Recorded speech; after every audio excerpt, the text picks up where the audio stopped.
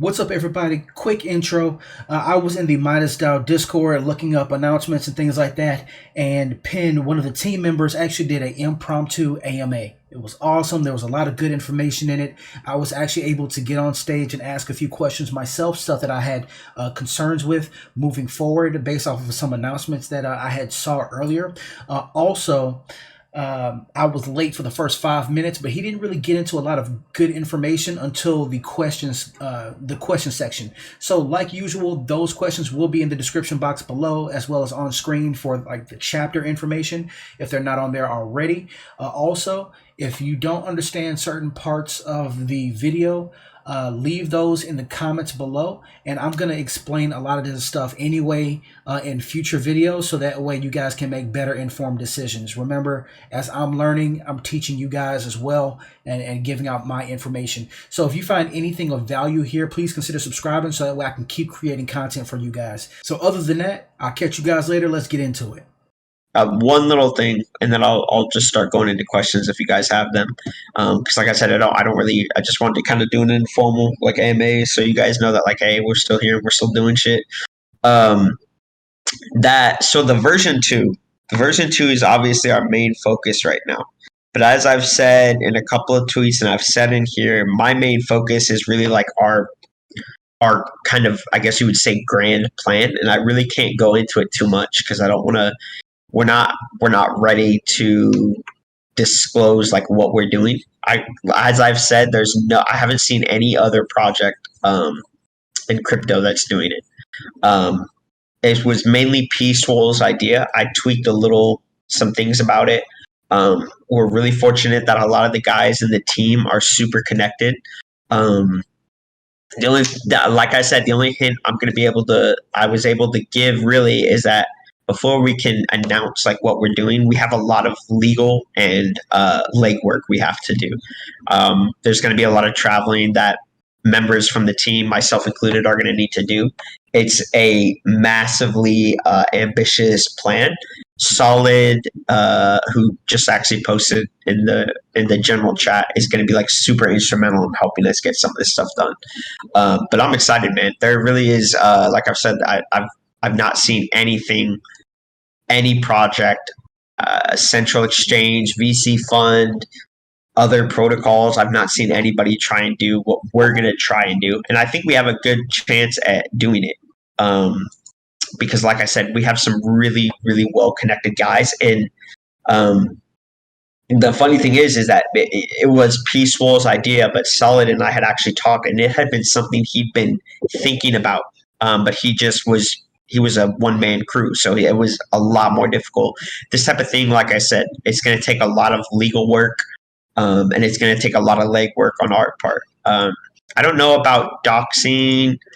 I'll KYC with anybody. If I have to KYC with an organization, I'm okay with it. But just for me personally, I don't know how comfortable I am anymore in like publicly doxing myself, just because there's a lot of weirdos in this space, man, and I just don't really want to deal with that type of drama in real life.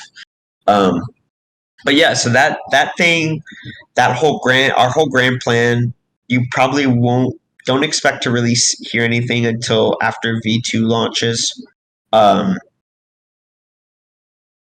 Yeah, that's pretty much as I want to give away about that right now, because really until we have like some concrete stuff, and there's no point in me announcing it right now, because if we announced it right now, um, everybody would say it's too ambitious. You guys haven't done any work on it yet. You guys don't really know, and that's true.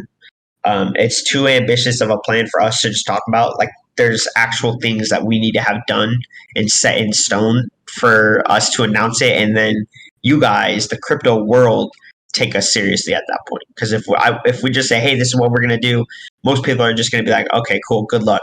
Like, okay, yeah, we'll see, bro.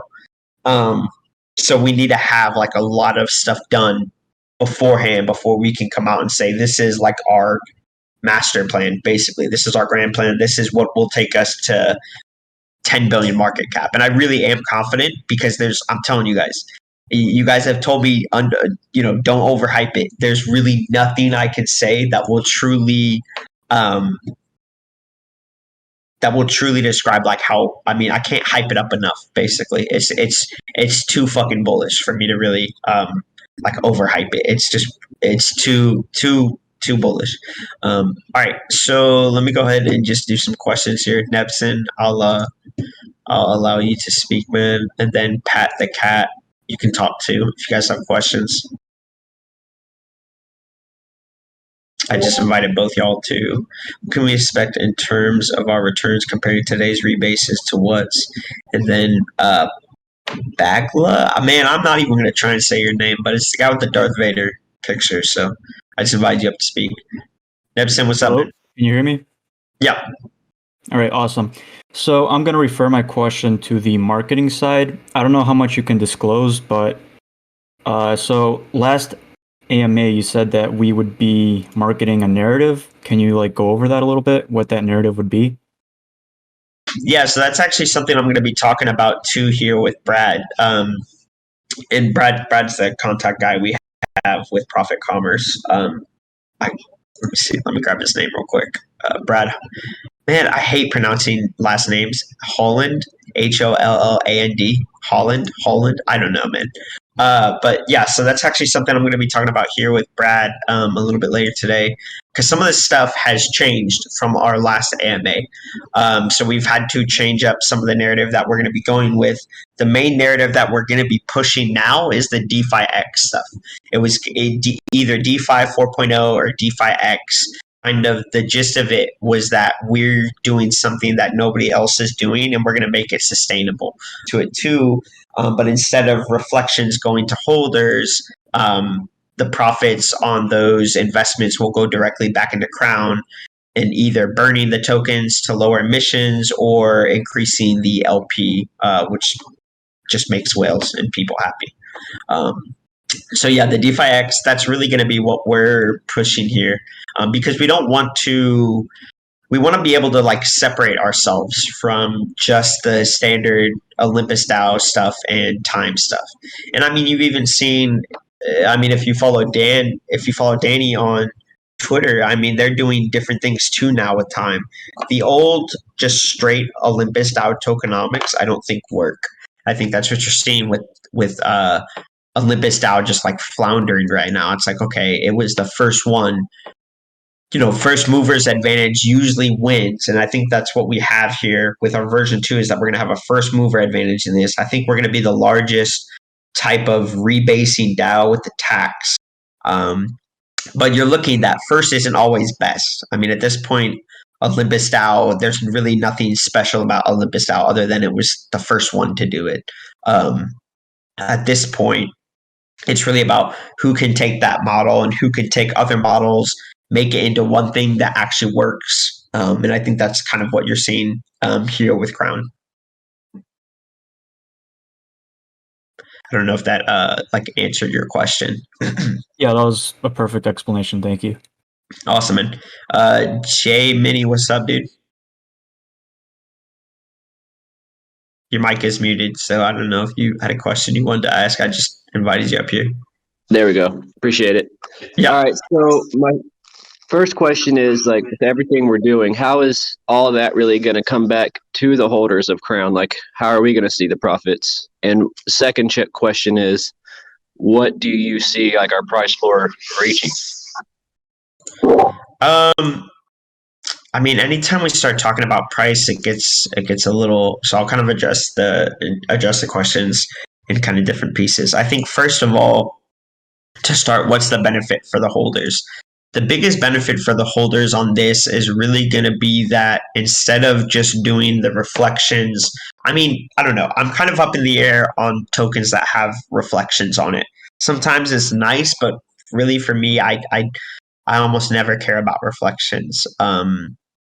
I think the better method to do with most of these MCC type tokens is instead of just doing reflections to the people, why wouldn't you want to boost the token itself?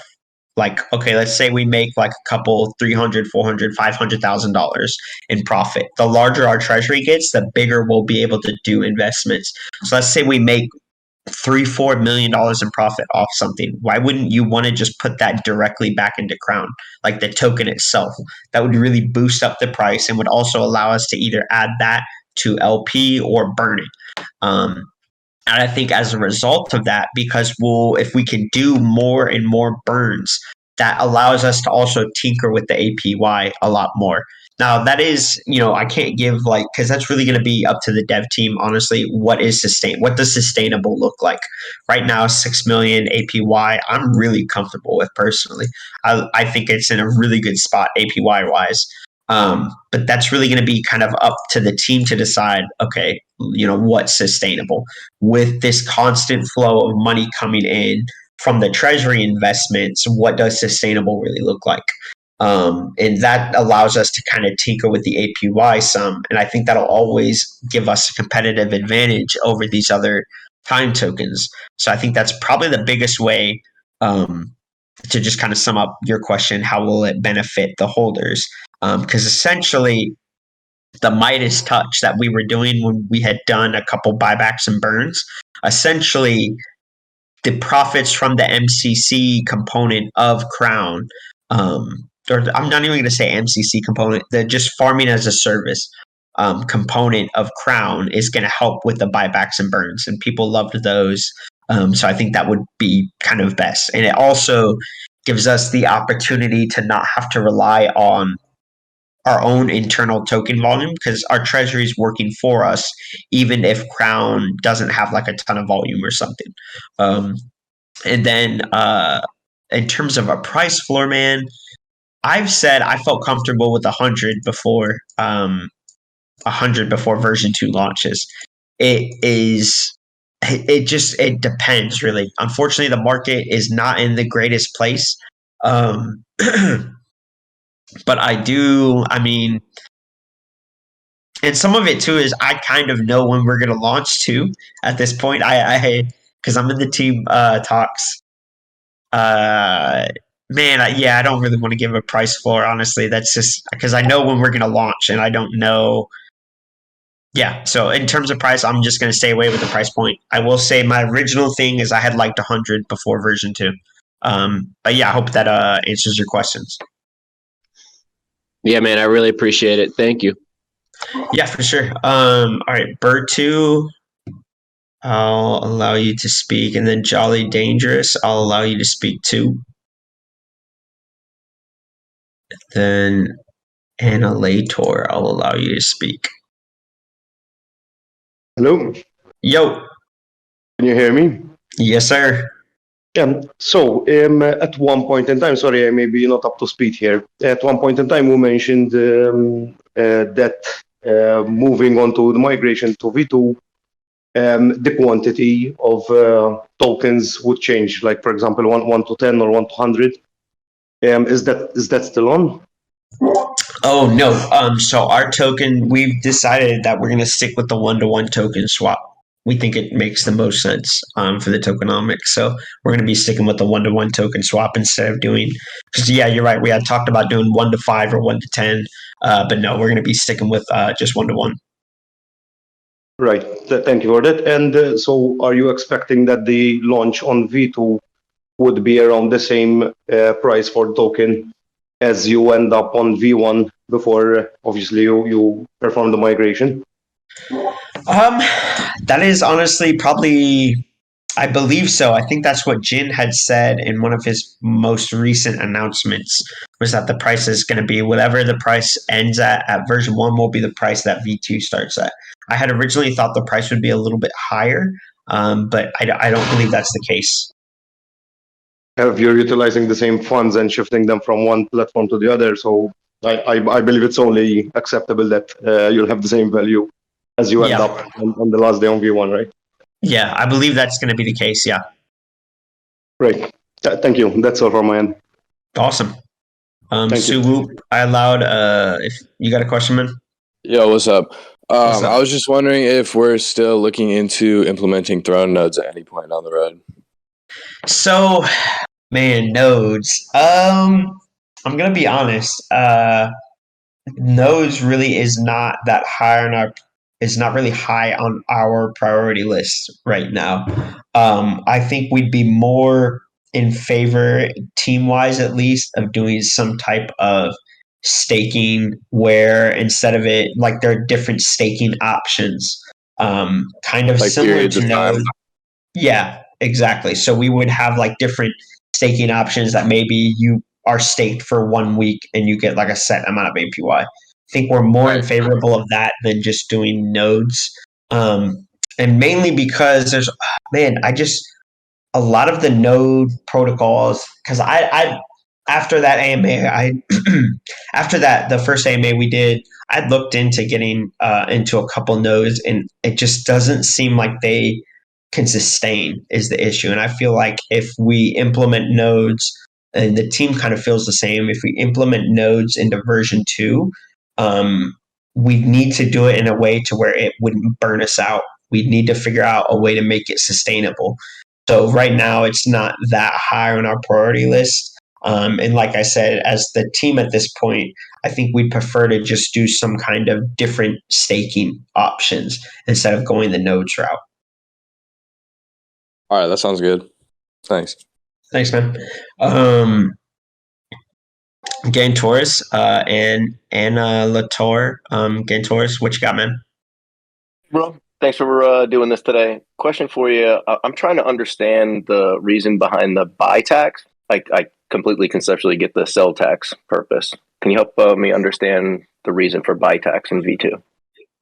Yeah, so I mean, we wanted to do the buy tax because essentially, when you can think of the tax, so it's 6% in, 6% out. It's really a cumulative of like 12%. Either way, a portion of because we're kind of implementing like a safe moon tokenomic of the tax, having a portion of it on buys and sells going into liquidity is just going to be nice. It makes the most sense for people to be buying and then staking and then selling at a later date. But we want to be able to get people coming in and then going out as well. Because essentially, if we just did a sell tax, it just didn't make much sense to us as a team to do that. Because if it's a 12%, that's a pretty, especially if you think of it just from the perspective of somebody that's buying purely just to flip it, the type of person that is buying the token is going to hold it for 15, 20 minutes and then sell it. Those are the people we kind of want to be able to penalize. Ideally, when somebody's getting into Crown, we want them to buy the Crown, stake it for a long period of time, and then start taking profits from the staking, or sell it, or sell the full amount whenever they want to. But we don't want is what we had on version 1, where when we started dipping, we had massive price swings because whales were throwing 200, 300,000 in and then selling for 500,000 later. So we just didn't, essentially the 6% on the buys and the 6% on a sell really prevent any type of meaningful swing trading going on. We love whales. We just want the whales to play nicely with us, essentially. If you want to whale into Crown, we prefer that you stake it and be with us longer term than just trying to do a quick flip, essentially. Or, yeah. I get the thought process. It just seems like you'd want more people to get in versus getting out, right? So it would seem like the sell would be the area where you'd want to tax, or maybe tax higher versus the buy. Yeah, I mean, we're pretty comfortable with doing the buy and the sell tax. I mean, we talked about just doing a hefty sell tax instead of doing anything on the buy. But we're pretty comfortable doing the buy and the sell tax because, like I said, we prefer to get people coming into, and there are going to be, I think, a lot of people that buy in and then just stake it and probably don't touch it for days to weeks at a time. So it would be nice to get those type of people that are going into staking too, that we can get them on the way in and then eventually on the way out as well. And I think, wait, what is this? Golden Boy just sent me a DM. Sorry. Honestly, man, Golden Boy, you should just come in the AMA too, dude. I'll get to that in a second. But did that kind of answer your question? It did. Appreciate it, bro. I'm glad to Awesome. hear Thank you, your man. garage got fixed. Cheers. I appreciate it, bro. Thank you. Anna Latour, I don't know how to say your name, man. Do you have a question too? Yo, hello, Penn. Hello, everyone. Hey. I would like to ask a question about thrones, but it has been already answered. So my next question is about the APY. Will it be dynamic like this one? How is it going to be exactly? Yeah, I don't get it. Yeah, so the APY is going to, and the APY will be flexible, just like you're seeing right now. The team can adjust it. So we're still going to be able to adjust it. And like I said, with version 2, with the, I think kind of, when you're looking at how our treasury is going to work in version 2, it's essentially going to be ideally always earning money for us. And being able to always earn money for us allows us to constantly do buybacks and burns. In Midas Touch, we were doing the whole plan with Midas Touch was going to be like a once a week type thing. With the profits from our treasury, we'd be able to do it way more frequently. So because we'd be able to do consistent buybacks and burns or buybacks and add to LP, it allows us the ability, and of course, growing our treasury along the way too. It allows us at least to tinker with the APY some. So I can't like give a firm answer on what our APY will be. I can just say that we're happy with where it is right now. And on version 2, we'll tinker with it and have it make sense for the project itself. And like right now, if you're looking at Midas, we've had negative bond discounts for really probably the last couple of weeks. And I mean, that was very intentional on our part too. We didn't want people to, another way that whales were kind of circumventing the system is they would, whenever the discounts, especially when we were like peak FOMO, when we had 100% discounts on the bonding, like that was way too much. We just had whales going crazy into it and then just nuking the price as a result. Because essentially, as long as the price was staying in that, $300, $400 range, you were getting tokens at like $150 to $200 price. I mean, it was almost a guaranteed easy win at that point. So essentially with version 2, yeah, the APY is going to be dynamic to what it is right now. It's going to be something that the team's constantly monitoring. And then we'll also be factoring in bonding with that too, because obviously we're not going to keep negative bonding discounts the entire time. Like we need to be able to incentivize people to bond because it helps grow their treasury too. So yeah, short answer is I can't tell you definitively what we're going to keep the APY at. I can just say that it's going to be dynamic and it'll be whatever the team thinks is sustainable. Okay, bro. Thank you so much. Thanks. All right, let me see. I got a couple other questions here. DBJ, May I Uncle ask another Raymond. question, Ben, please? Yeah, go for it. Regarding the minting, as you said, you were planning discounts on the minting, but whales were basically making too much use of that and making havoc on the protocol. What about making a capping on how much one can mint? I know that would be difficult with multiple accounts, but that would place a bit of security to avoid these crashes, right? I believe there is a maximum amount you can buy on minting. I just think it's a really high maximum amount. And that really isn't something we've talked too much about. I think with version 2, we're not going to be doing nearly the crazy stuff that we were doing in version 1 where we had 100%. I mean, I think at one point it got up to 110%. We wouldn't be doing kind of stuff like that for version 2. We're going to be doing at least like reasonable we're going to be doing reasonable discounts, I can say. But yeah, as Nebson pointed out, there is like a max amount you can buy. It's just pretty high right now. And I can talk to the team, but I don't think having like a lower max limit really makes sense. I think as long as the discount rates aren't like crazy degen, that it would be okay. I think when you're looking at like discount rates of like 10 to like 20%, even 20% to me is pretty high. I think when you're looking at stuff like that, I'm more okay with that instead of doing what we were doing. So I'm not too worried about like the max buy limit or lowering it per se. I can talk to the team about it, but I have a feeling we're probably going to be on the same page on this. No, I understand your point. You're basically trying to have control, just to keep things sustainable. What I'm saying about is that instead of limiting these bonuses sort of to everybody, you would just limit them to the individuals. Because as long as you have multiple persons making use of this, things would remain sustainable. The problem is when we have single individuals, like a very limited amount of persons making use of this with high volumes, and that is where it goes all crazy, right? Yeah, I mean, it does, but I think the reason it went so crazy is because we had the discount rate set really high. Like, we had the discount rate set to 50%, pretty much.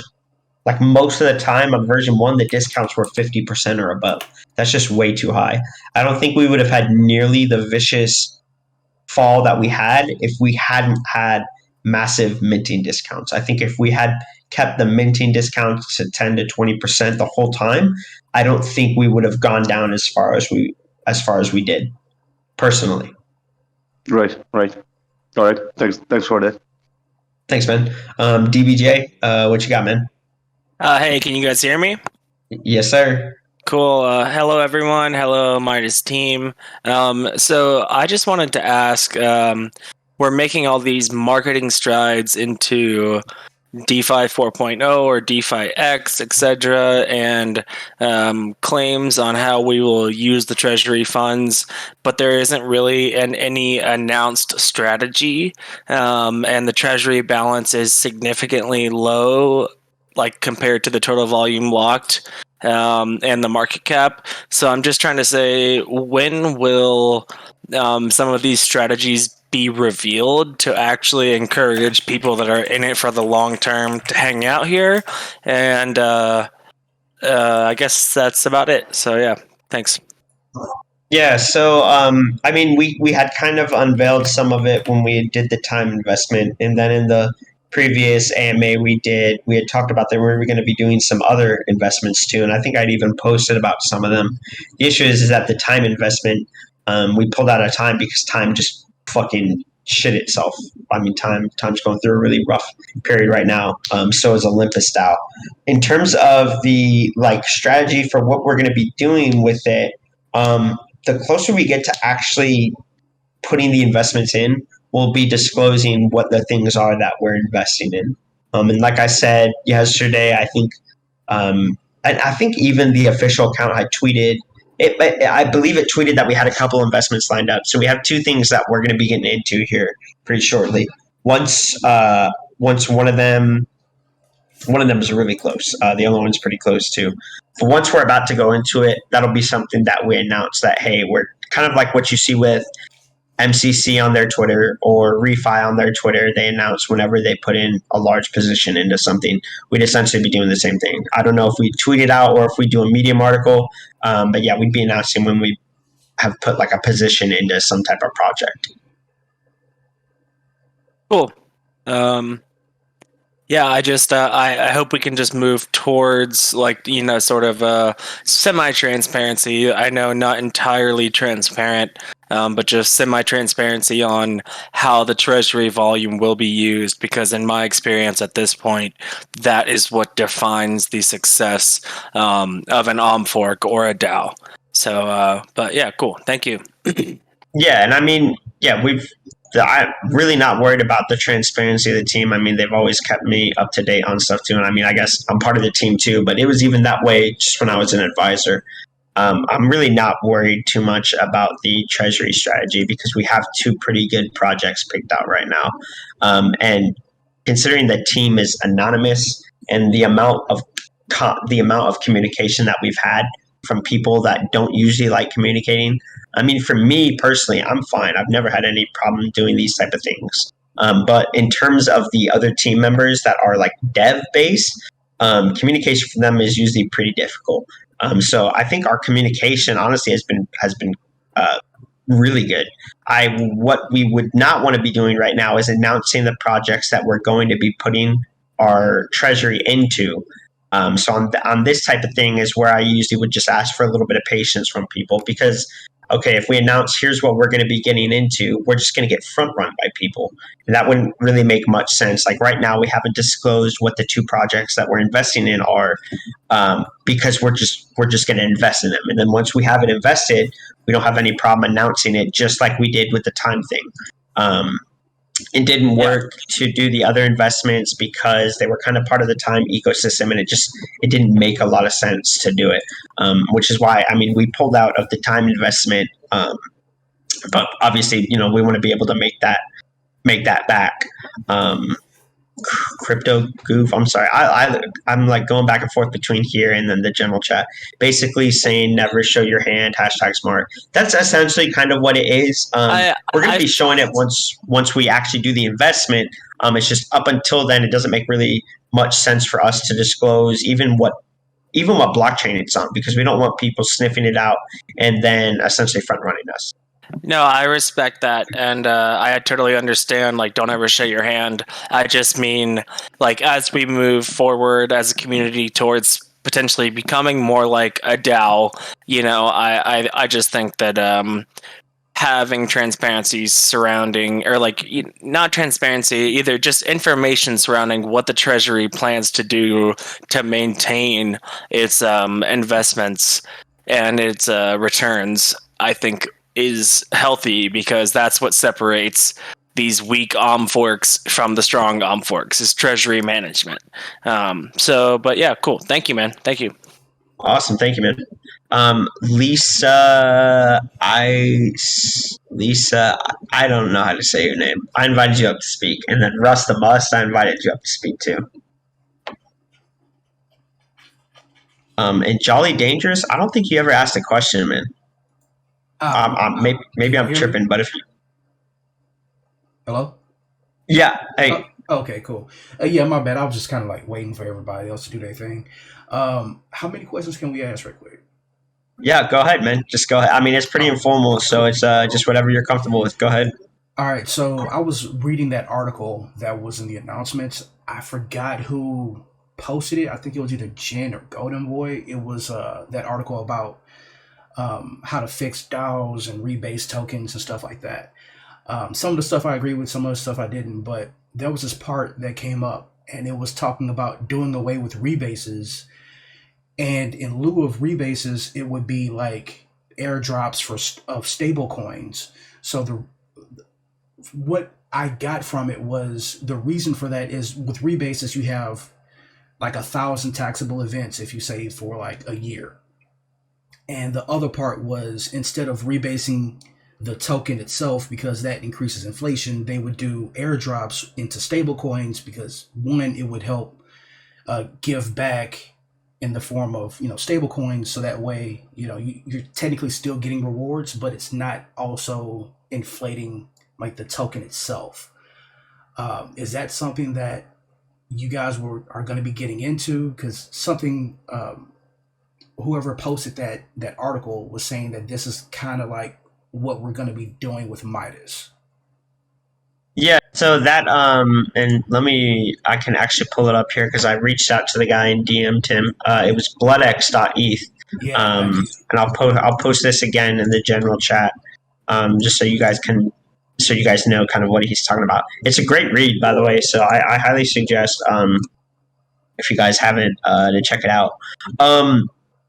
I think right now, I mean, in the team we talked about it a little bit, and even back in version 1, CM Kid, before he had sold his positions, had wanted to talk to us about doing away with rebasing, because he thought rebasing was the main downfall of the time tokenomics, of the OM tokenomics.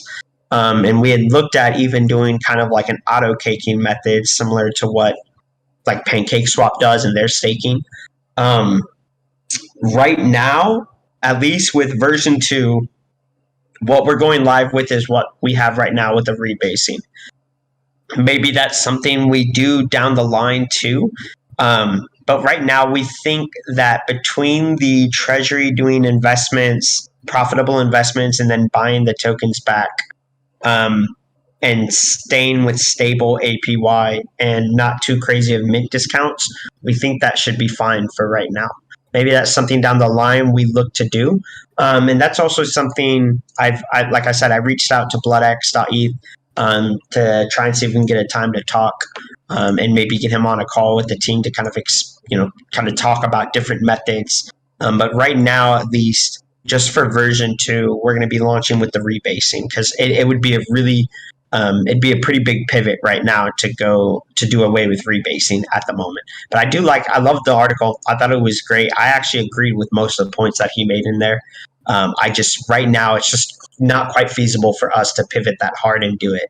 But I think that is something, especially if I can get on a call with BloodX along with some of the team members, that would be something I think that'd be really cool to flesh out, see how could maybe Crown change it up some. Okay, cool. Appreciate that. Also, the last thing is like in the short term, will Crown version 2 have a wrapping feature? 1, to fight taxes, and 2, to be able to do cross-chain investing. I honestly, I'm not sure on that. Let me ask one of the guys. I can't remember what they came down on, if we were going to be doing wrapping or not. I want to say they said yes, but don't hold me to that. Let me ask the guys real quick. Do you have any other questions while I'm asking this? Yeah, I mean, well, the last thing is like permission-based thing. Could I repost this AMA? Oh yeah, sure. Yeah, I mean, this is a more informal one. It's just me, but yeah, I'm totally comfortable doing it. Appreciate it. All right, I'm just waiting for all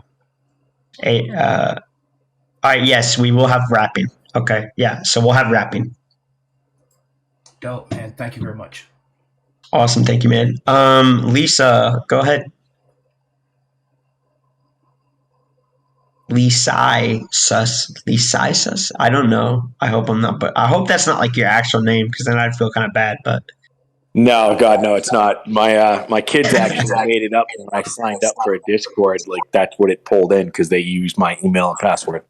Yeah. So now I get this whack ass name that makes me look like a girl. It's like they used it on I think it was like Roblox or something where it was like Lisa is like sus, like suspect or whatever.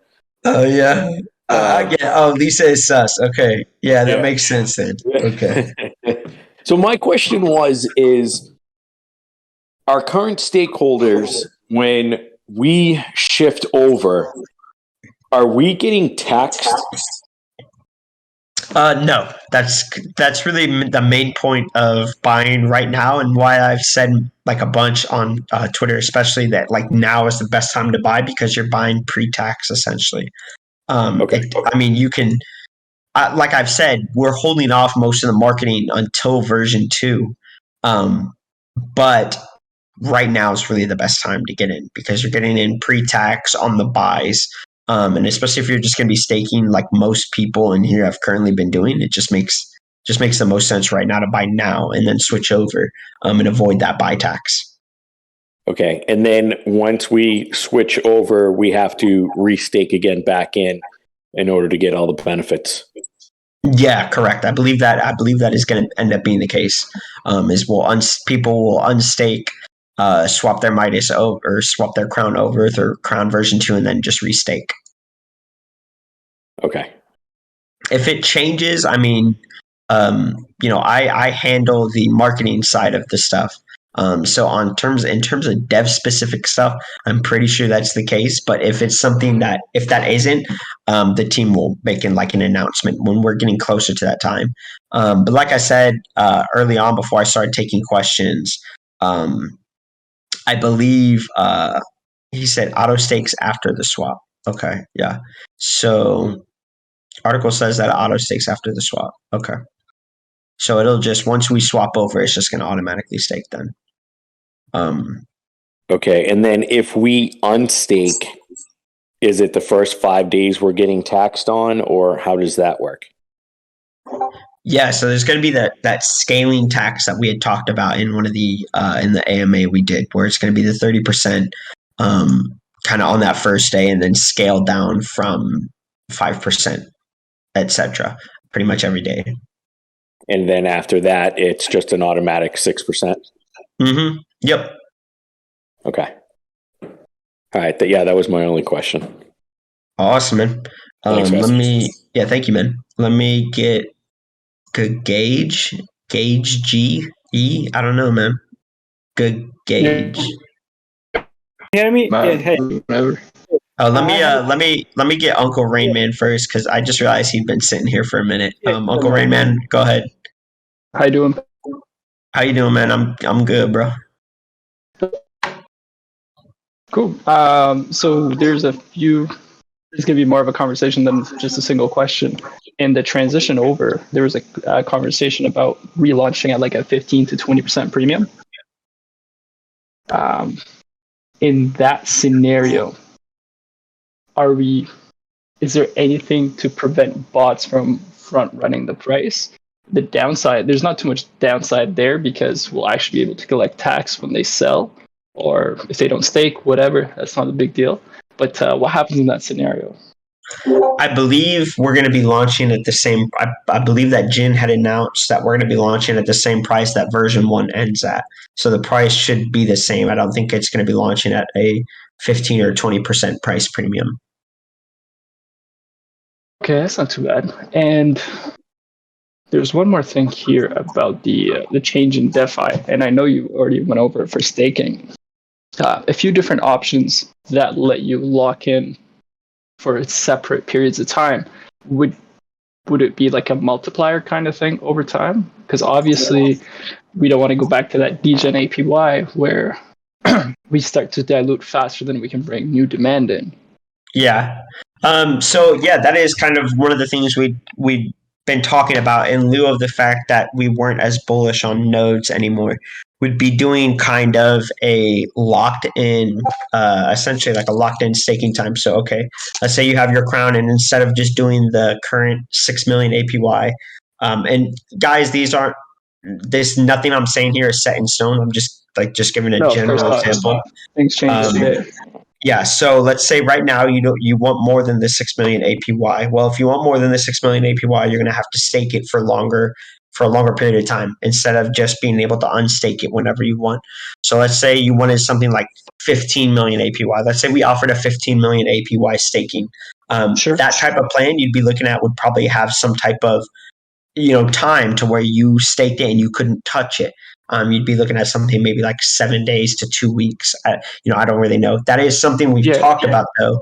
There's a really cool project, a really small one, coming that I had invested in a little while ago, that had something called chrono pools. And it was just the coolest tech. It was essentially similar to this. You would stake in, you'd have a set APY that you'd receive. And now they had really long time frames. They had 7 days, 90 days, year, and then they had 3 years, which is just ludicrous in my opinion. But essentially, 3 years got you the most APY. Now, what made this one separate and what made this cool, and I'd given this idea to the team too, of this would essentially be kind of what our Midas kingdom would be. Instead of the throne nodes, we would have these type of like chrono pool type things. Just lock it in for longer. And then it's the same idea at the end of the day. Well, the other cool feature of these chrono pools was that you would be able to take an advance on the total yield. So let's say if you went in with 5 crown and you locked it in for a year, and at the end of that year, you would essentially get, like, let's say 100 crown. You could then take an advance from that total amount. And let's say like your advance was like 30 crown. So all of a sudden, if you go in with 5 crown, let's say you take yield for a couple of days, and you could do an advance of like 30 crown. All of a sudden, you've made a pretty good return on that. Essentially the drawback to that would be that if you did any type of advance on the pool, you would lose all ability to take any more yield from it. You wouldn't be able to take any type of passive income from it. You'd have to wait for it to finish its full turn before you could take anything from it again. As a protection. As a protection. So when I had gotten into those pools myself, I did one for a 7-day, a 90-day, and then a year. And I pretty much just took the daily passive income from it for like 4 or 5 days. And then once I'd kind of had a good amount of initials covered from just the daily passive, I then did like advances on the 2 longest ones. And then just forfeited the right to pull daily yield from it or daily income from it. I thought it was like I'd sent the GitHub docs to the team. I think I actually know the dev who made it. It's a really cool idea and I really liked it. That would be something I'd honestly think could go really well in Midas Kingdom instead of the throne nodes. But yeah, that is kind of the things that we had kicked around most recently instead of throne nodes. Was what if we have kind of these timed staking pools instead of throne nodes? Yeah, and they're great for reducing circulating supply. That too. Because then like at that point, the team can focus on liquidity. And if I don't know, let's say 50% of people decide to lock up their crowns for at least a week, then for the next week, the pressure is increased, but like it works both ways, right? It's going to be great on the buy side, and then it's going to suck on the sell side because the liquidity has been reduced. But with the taxes put in place, we can actually like make it a really nice buy pressure scenario where it doesn't fade as badly after a few days of launching. Which kind of brings me to my next question of, we have that scaling on staking tax for 5 days. Is that for any period in time, or is it only the first 5 days after V2 launches?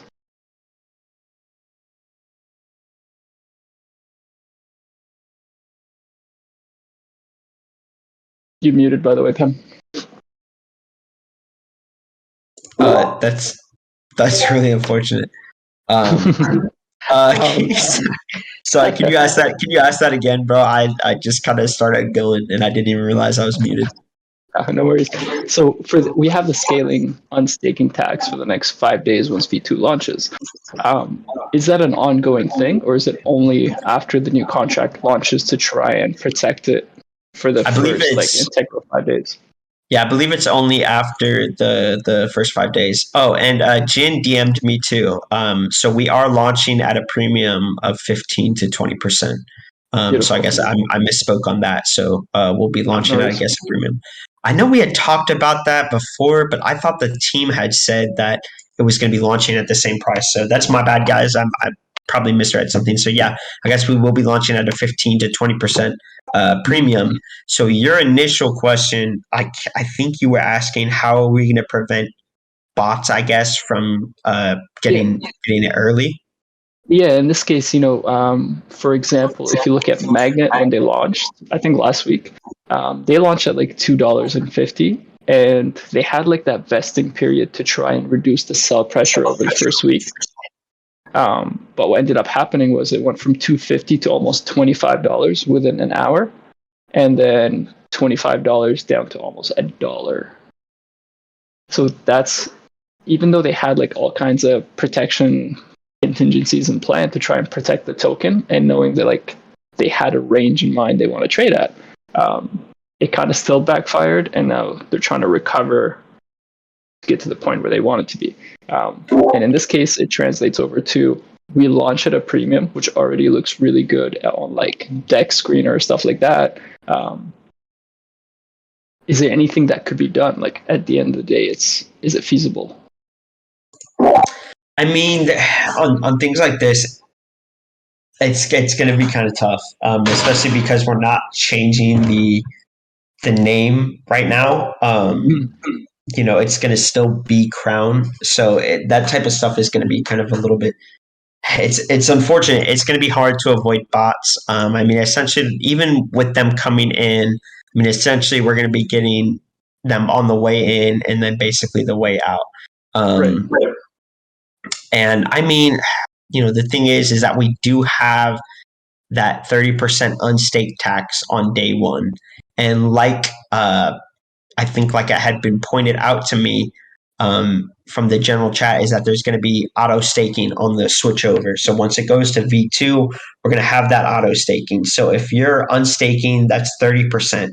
And then if you're, essentially, so like right now, it would be, well, I guess technically for the best way to do it would be to essentially try and like snipe the listing and just eat the fact that they're going to be taking 12% on taxes. If people are buying in right now and planning to game the 15 to 20% launch, there's going to be that hefty unstaking tax.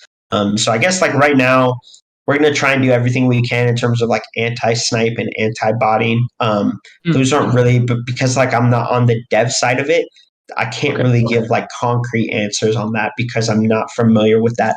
I'm not really like, I don't know if you know who Trinos is. He was essentially a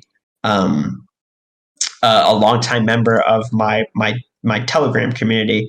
I mean, he's come up with pretty much like the best anti-bot, anti-sniping method, but I have no clue how to explain it because I'm not a dev, I mainly focus on the kudos to marketing you stuff. for owning up to it.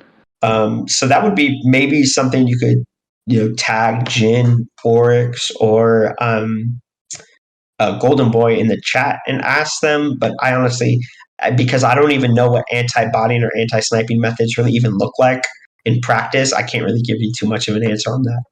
No, that makes sense. And it's more for the community itself than like a person like myself. For me, I staked on day one, sold on like day two to recover my initial, and has like went almost 10 to 20 times my initial since. So it's not a big deal of how it launches and how it goes because I'm not really selling.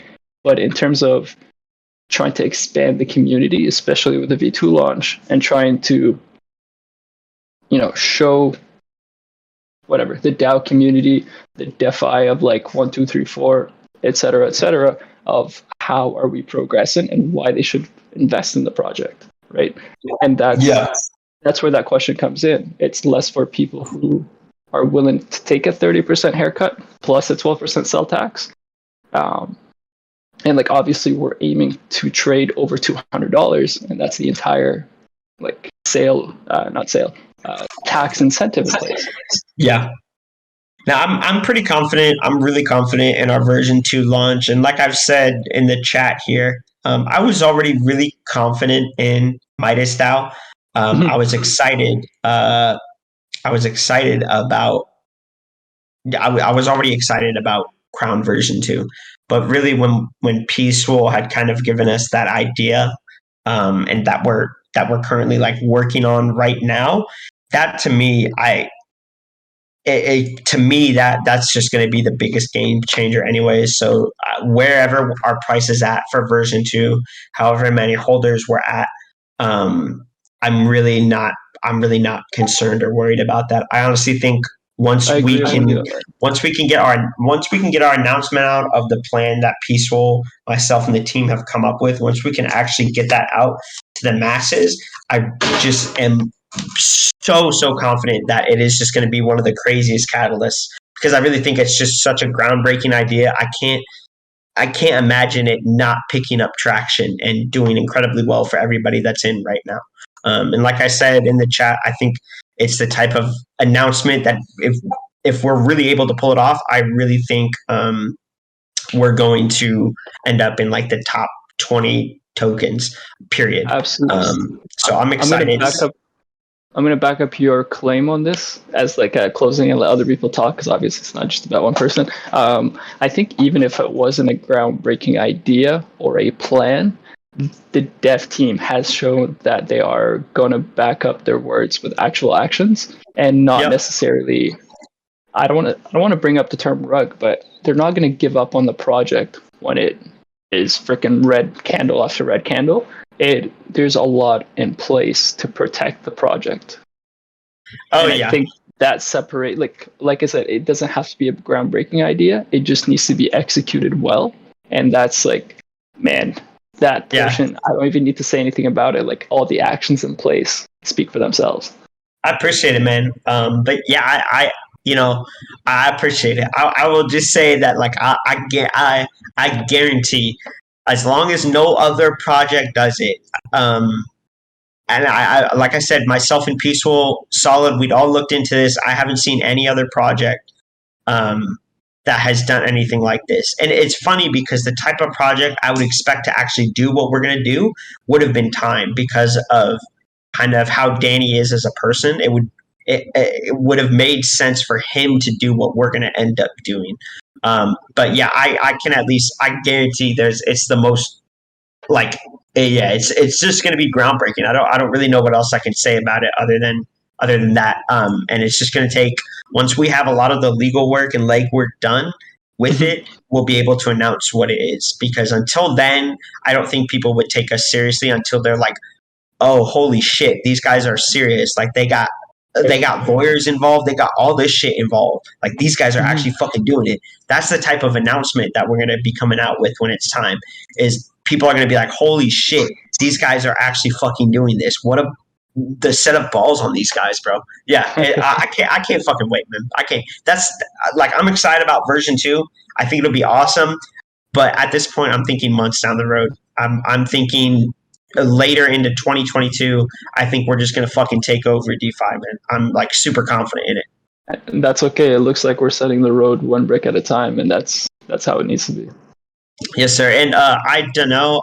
As I said earlier in the little AMA here, I don't have a real time frame other than it's going to be after version 2. Like I said, we have to get a lot of legal and legwork done before we can really come out with an announcement saying what it is. And honestly, also, if during the process at some point we find out that we can't do it, let's say legal comes back and we can't do something, I would come out and say at that point, this is what we tried to do. This is what we were planning on doing, because it wouldn't be fair for me to just like keep teasing something and then just never talk about it one day, and then you guys be like, yo, what the fuck happened? Because that'd be kind of shitty to do something makes sense, like man. that. Yeah, man. Thanks for entertaining my questions. And thanks, good man. luck. Appreciate it. Let me see. There's a couple questions here. So this back. Keep Kepizin, bro. It's a public wallet, man. I mean, you can go look at it yourself, dude. Obviously, it's still there. Call me Kep. Okay, yeah, it's still there, bro. I mean, you can go look at the wallet. It's still there. It's a public wallet for a reason. If you go, I mean, it's like 2,200 crown. If you look at the crown, the staked crown holders, it's like 2,200 tokens. The wallet ends in 633. So no, I haven't sold a single penny from that. All right, good Gage. I'll take you as the last question, bro. I appreciate you waiting, man. Yeah, I have just a short question. Do you know around how much Avax should we load for the gas fees, or how much gas fees will be there for migration process? Honestly, that would be a technical question to probably ask them.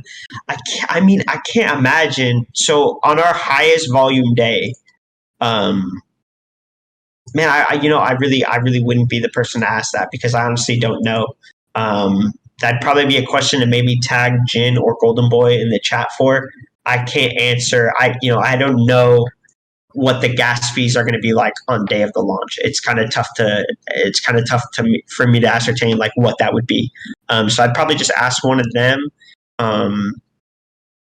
But yeah. All right. All right, guys. I'm gonna go ahead and end this here. Go get. I gotta actually get my car fixed a little bit, unfortunately. And then I'm gonna go grab some. Wait, let me see what this question is real quick in the general chat. Sorry, I like go back and forth between. What I'm hearing is that Penn will cover all our gas fees. Nah, dude, man. I ain't covering the gas fees for migration, bro. Come on, man. Man, Golden Boy, I'm not a simp, bro. Bro, I swear, if any woman had hopped on here, bro, I would have sounded like a fucking playboy. You feel me? I would have sounded like a playboy. Are you kidding me? I'm an island boy, bro. Yeah, island boys. Those guys would actually be kind of fucking funny to just. I might just pay them for a cameo just to talk about, like, do a little Midas DAO song. That would be actually fucking hilarious. I'm gonna do that. It's like $50, money well spent. I'm gonna do that. We could hear you blush with East last AMA, bro. I did not. All right, I did not blush, man. I've talked to her a bunch, man. That's beside the point. I'm off the market anyway. So, all right, guys, I appreciate the AMA here. Just a little informal thing. I love doing these type of things, so I'll probably do one next week, like next Monday. Hint, hint. Version 2 should be done by then. I mean, we even said that it was going to be between the 10th or the 14th. So yeah, next Monday, I'll probably maybe we do like a formal AMA, have the full team come on, kind of the post version 2 launch, kind of talk to the people, kind of assess where we're at. Yeah, I think that'd be pretty dope. So maybe we'll get that done. I appreciate y'all for tuning in. And if somebody recorded this, if you want to repost it, cool. Otherwise, yeah, I'm gonna go grab some to eat. Appreciate y'all.